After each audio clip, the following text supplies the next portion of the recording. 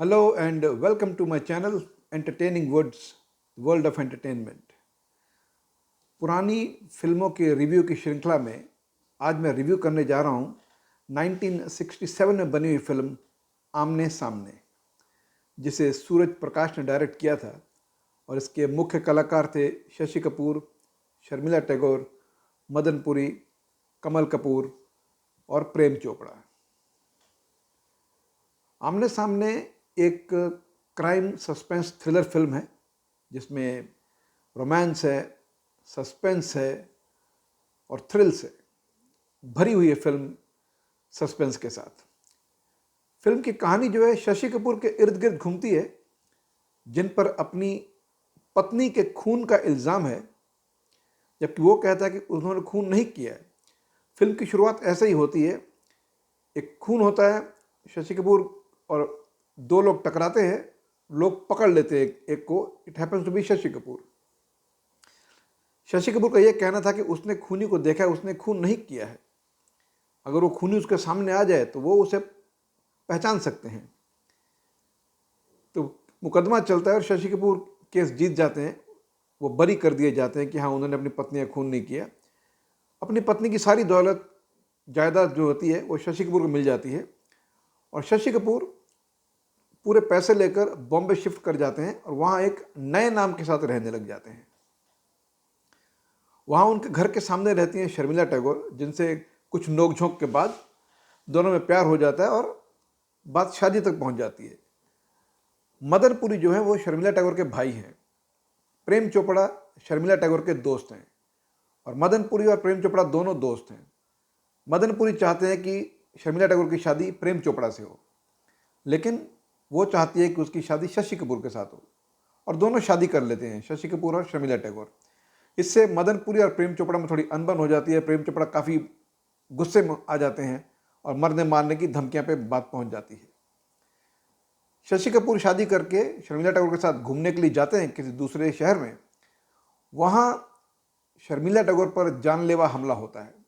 Shashi Kapoor drive कर रहे होते हैं तो पानी लेने के लिए जाते हैं, गाड़ी साइड में खड़ी करके। तो शर्मिला टैगोर को बोलते हैं तब तक तुम थोड़ा टहल लो। तो वो टहल रही होती हैं तो कोई उन्हें धक्का दे देता है। फॉर्चुनेटली वो बच जाती हैं, लेकिन इसमें पुलिस की इन्वॉल्वमेंट शुरू हो जाती है कि कैसे हुआ, क्या हुआ। तो इसमें वापस एंट्री होती है कमल कपूर की, जो कि इंस्पेक्टर है। उन्होंने शशि कपूर का पुराना केस हैंडल किया था। अब उनको यह शक होने लगता है कि शशि कपूर एक तो यहाँ पे नई आइडेंटिटी के साथ रह रहे हैं और शर्मिला टैगोर भी बहुत रिच औरत हैं और शादी के बाद उन पे भी अटेम्प्ट हो चुका है उनके खून का। तो शशि कपूर और कमल कपूर जब बातें करते होते हैं तो शर्मिला टैगोर ये बात सुन लेती है उनके बीच की, और शर्मिला टैगोर के लिए बहुत शॉकिंग न्यूज़ होता है कि शशि कपूर पहले भी शादीशुदा था, उसके ऊपर खून का इल्ज़ाम था जिससे बरी हो चुका है। ये सारी बातें शशि कपूर ने उससे छुपाई थी, जो उसे शॉक करती हैं।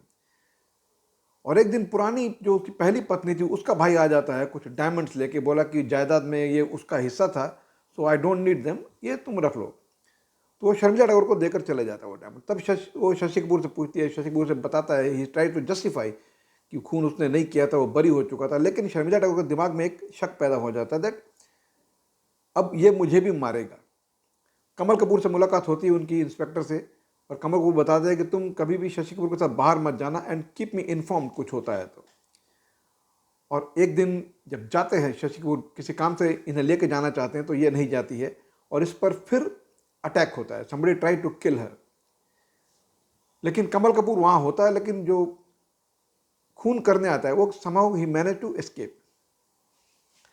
अब बात यह होती है कि असली सच्चाई क्या है।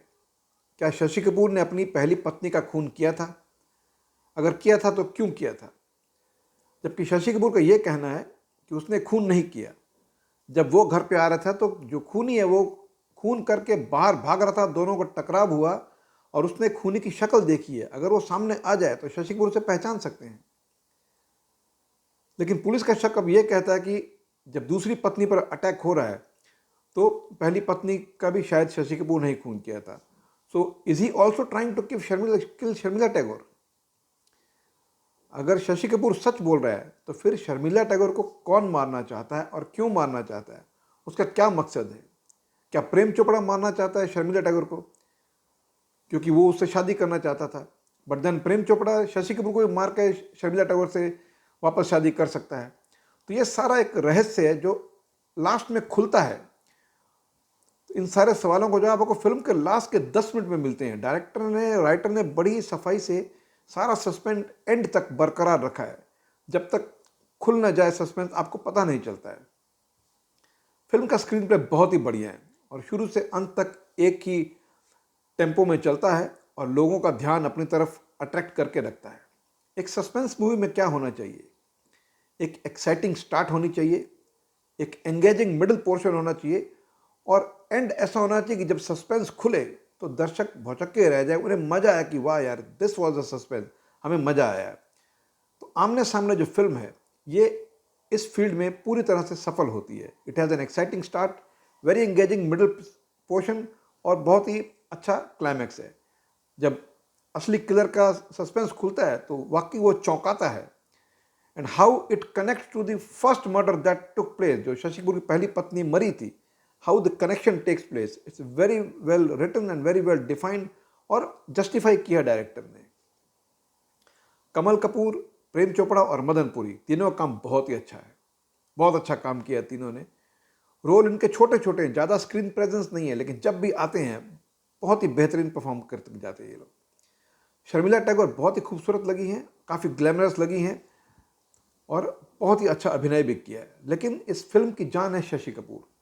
उन्होंने बहुत ही अच्छा रोल किया, बहुत बढ़िया काम किया उन्होंने, बहुत बढ़िया। You have to give him 10 on 10। Shashi Kapoor वैसे ही बेहतरीन कलाकार थे और यहाँ भी उन्होंने मायूस नहीं किया, बहुत अच्छा काम किया उन्होंने। फिल्म का म्यूजिक कल्याण जी आनंद जी ने दिया है जो ठीक ठाक है। कोई भी गाना ऐसा नहीं है जो पहले सुना हुआ हो और लोकप्रिय हो, लेकिन जब गाने स्क्रीन पर चलते हैं तो अच्छे लगते हैं।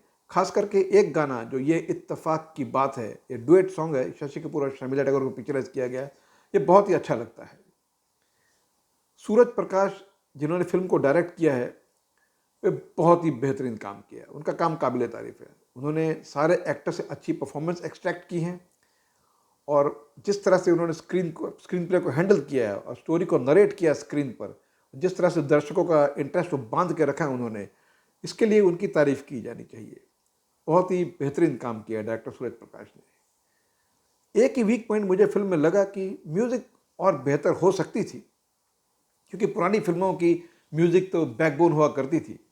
तो इसकी अगर पुरानी फिल्मों के हिसाब से म्यूज़िक देखा जाए तो उतनी ज़्यादा अच्छी नहीं थी, बट म्यूज़िक वॉज गुड। जैसा मैंने पहले कहा, गाने सुनने में भी अच्छे लगते हैं स्क्रीन पे, लेकिन कोई भी एक गाना ऐसा नहीं था जो पहले सुना हो वो, इसलिए मुझे ऐसा लगा कि म्यूज़िक और अच्छी हो सकती थी। तो Aamne Samne in a nutshell is a very decently made crime thriller.